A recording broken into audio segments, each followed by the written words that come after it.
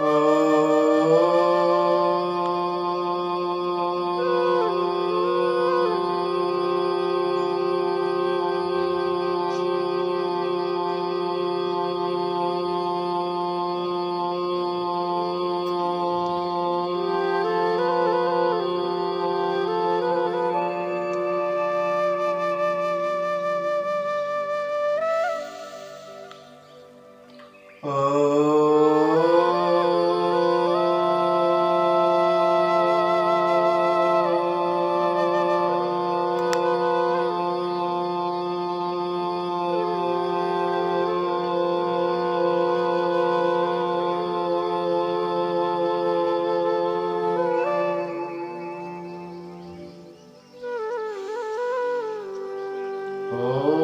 भूर्भुवस्वः तत्सवितुर्वरेण्यं भर्गो देवस्य धीमहि धियो यो नः प्रचोदयात्। ॐ त्र्यम्बकं यजामहे सुगन्धिं पुष्टिवर्धनम् उर्वारुकमिव बन्धनान् मृत्योर्मुक्षीयमामृतात्। ॐ सहनावतु सहनो भुनक्तु सह वीर्यं करवावहै तेजस्विनावधीतमस्तु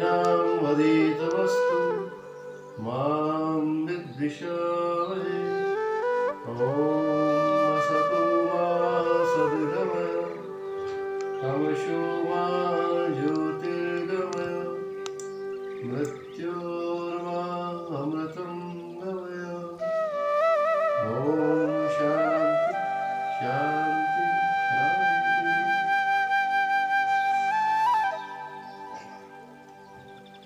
मित्रों, आज हम आपको योग के बारे में, प्राणायाम के विषय में बताने जा रहे हैं, क्योंकि आज पूरा विश्व कोरोना महामारी के कारण अपना जीवन बचाने के लिए संघर्ष कर रहा है और इस महामारी के दौर में हमारे देश में भी भीषण संकट आया और इस संकट से हम अपने आप को कैसे बचा सकते हैं। आज आप देख रहे हैं कि देश के अस्पतालों में जिस प्रकार से अपना जीवन बचाने के लिए मारामारी चल रही है, हम अपने आप को घर पर रह करके किस प्रकार से सुरक्षित कर सकते हैं, उसका सबसे सरल उपाय है योग और प्राणायाम। योग के द्वारा हम अपने शरीर को निरोगी भी रख सकते हैं और जो दुनिया के अंदर ये संकट आया हुआ है कोरोना महामारी का, उससे भी अपने आप को बचा सकते हैं।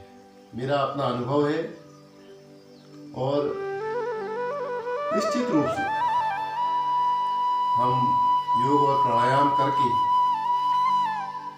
नियमित रूप से अपने जीवन को बचा सकते हैं, अपने ऊपर आए इस खतरे को टाल सकते हैं। तो मैं आपको बताने जा रहा हूँ 7 प्रकार के प्राणायाम, जिसको हमने अपने जीवन में अपनाया है और उसके द्वारा अपने शरीर को स्वस्थ रखने का प्रयास किया है। इस वीडियो के माध्यम से मैं सभी लोगों से अपील करता हूँ कि 7 प्राणायाम अगर आप नियमित रूप से कर लेते हैं तो आप निश्चित रूप से स्वस्थ रहेंगे, इसमें कोई दो राय नहीं। इसलिए पहला प्राणायाम जो मैं आपके सम्मुख रखने जा रहा हूँ, जो कि हमको हमारे फेफड़ों को स्वस्थ रखता है और फेफड़ों पर ही कोरोना अटैक कर रहा है, हमारे फेफड़ों को कोरोना डैमेज कर रहा है। इससे बचाने के लिए हम अगर भस्त्रिका प्राणायाम नियमित रूप से करेंगे तो निश्चित रूप से हमारे फेफड़े स्वस्थ रहेंगे, हमारा हृदय स्वस्थ रहेगा, हमारा रक्त परिसंचरण तंत्र सही रहेगा, हमारा ब्लड प्रेशर नॉर्मल रहेगा। कहने का तात्पर्य है, तो पहले है भस्त्रिका प्राणायाम, जिसमें हम लंबी गहरी श्वास लेते हैं, श्वास फेफड़ों में भरते हैं, श्वास लेते हैं, छोड़ते हैं। बहुत ज़्यादा परेशान नहीं होना है, बहुत ही आसान है। लंबी गहरी सांस लेंगे, लंबी गहरी सांस, लंबी सांस लेंगे, लंबी सांस छोड़ेंगे। जैसे इस प्रकार से प्रारंभ में जो कर रहे हैं तो वो धीरे धीरे करेंगे और धीरे धीरे इसकी स्पीड को बढ़ाएंगे। इसको फास्ट करेंगे तो फिर हमारे फेफड़े बिल्कुल स्वस्थ रहेंगे। पहले धीरे धीरे आराम से पहले लंबी गहरी सांस लेनी है, सांस को फेफड़ों में भरना है और छोड़ना है। इस प्रकार से मैं एक बार आपको करके दिखा रहा हूँ।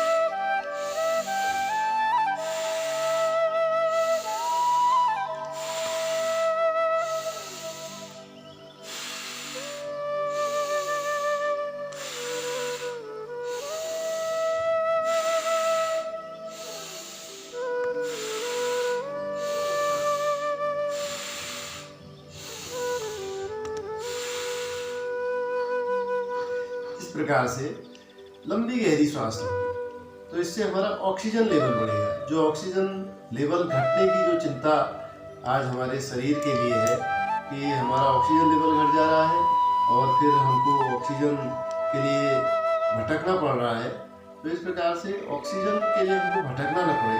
केवल 5 से 10 मिनट का अभ्यास अगर हम इसको कर लेंगे तो नियमित रूप से करने पर हमारे फेफड़े स्वस्थ रहते हैं, हमारा शरीर स्वस्थ रहता है, हमारा मस्तिष्क शांत रहता है। और भस्त्रिका प्राणायाम के लिए हम जो बैठने की विधि है, मैं उसको प्रारंभ में बताना आपको भूल गया था। बैठने के लिए हमको सुखासन में या सिद्धासन में, जिस प्रकार से मैं बैठा हुआ हूँ उसको सिद्धासन कहते हैं। सिद्धासन में बैठ करके कमर सीधी करके अपना मेरुदंड इसमें सीधा रहना चाहिए और ये इस प्रकार से योग मुद्रा में बैठ करके हम इसको करते हैं। लंबी गहरी श्वास लेते हैं, लंबी गहरी श्वास छोड़ते हैं। जो भी लोग इस वीडियो को देख रहे हैं, मैं उनसे निवेदन करता हूँ कि आप अपने शरीर को इस प्रकार से स्वस्थ रख सकते हैं, अपने फेफड़ों को स्वस्थ रख सकते हैं। ज़्यादा से ज़्यादा ऑक्सीजन आपके शरीर के अंदर जाएगा और शरीर के सारे अंगों को स्वस्थ करने का काम करेगा, हमारे ऑक्सीजन लेवल को बढ़ाएगा। तो ये था भस्त्रिका प्राणायाम। प्रारंभ में धीरे धीरे करना है और इसको जो फास्ट कर सकते हैं, जिससे हमारे फेफड़ों की एक्सरसाइज भी होती है, उसको जो फास्ट कर सकते हैं, ऐसे फास्ट करने का की विधि इस प्रकार से उसी को फास्ट करना है ऐसे।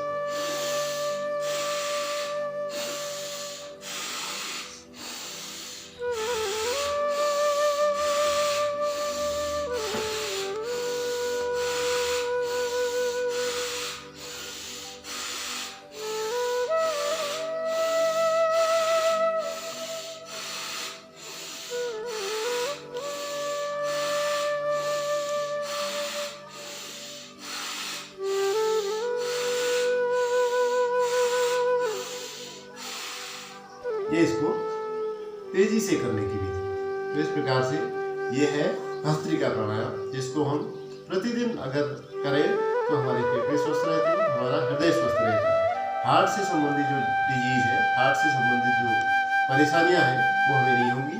जो आज हार्ट अटैक और हार्ट फेलियर के जो केस हो रहे हैं वो हमारे साथ कम से कम नहीं होगा अगर हम प्रतिदिन इस प्राणायाम को करते हैं। यह है भस्त्रिका प्राणायाम। उसके बाद अगला प्राणायाम है कपालभाति प्राणायाम।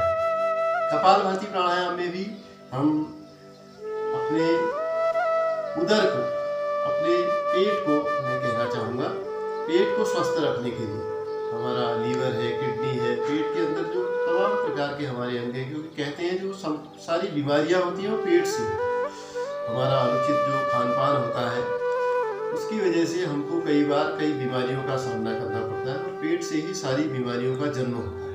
तो अपने पेट को स्वस्थ रखने के लिए कपालभाति प्राणायाम, जिसमें योग मुद्रा में बैठ करके जैसे भी आप बैठ सकते हैं, सुखासन में भी बैठ सकते हैं और सिद्धासन में भी बैठ सकते हैं।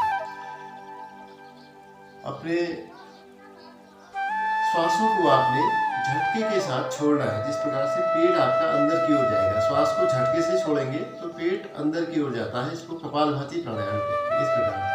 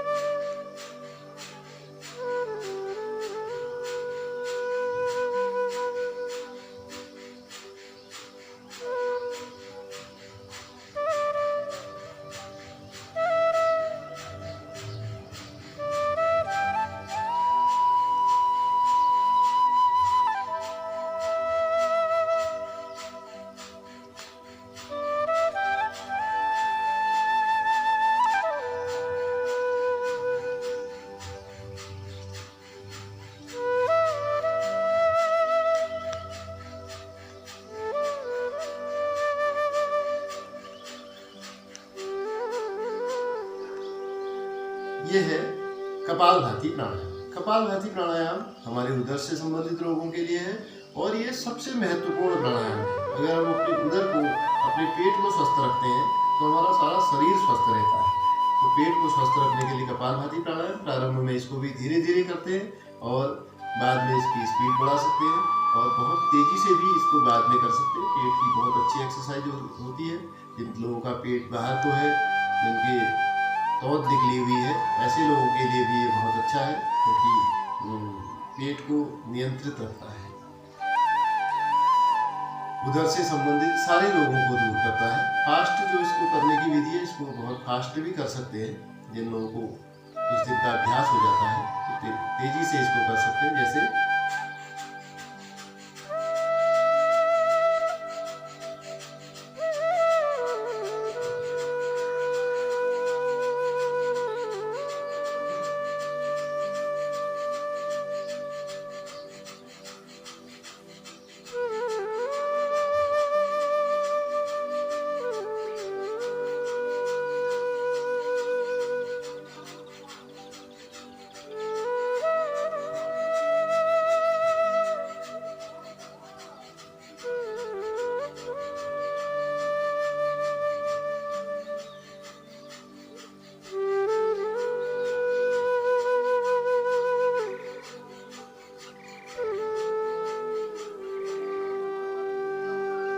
तो ये इसको थोड़ा सा फास्ट करने की विधि है, जिससे हम इसको करते हैं तो हमको और ज़्यादा अच्छा लाभ इसका मिलता है। 5 से 10 मिनट इसको भी प्रतिदिन करने का प्रयास करना चाहिए। जिन लोगों को गंभीर बीमारियां हैं वो इसको आधा घंटा भी कर सकते हैं।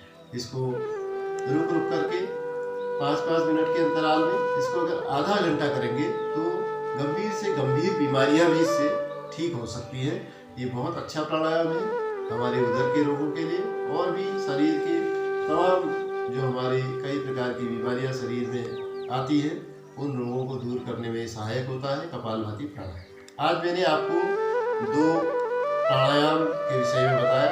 7 प्राणायाम है। कल हम आपको बाह्य प्राणायाम और उसके साथ अग्निसार, फिर अनुलोम विलोम प्राणायाम, इसके विषय में कल बताएंगे।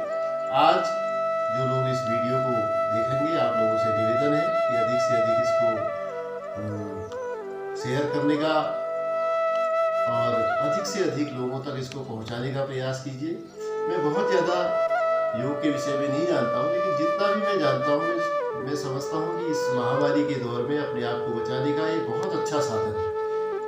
इसमें हमारा लगना कुछ नहीं है, केवल समय अगर हम अपने आप को आधे घंटे का 1 घंटे का नियमित समय इस योग और प्राणायाम को करने के लिए देंगे तो मैं नियमित रूप से आप लोगों के समक्ष योग, आसन, प्राणायाम ये प्रतिदिन मैं देता रहूँगा। और आज के लिए इतना ही। बहुत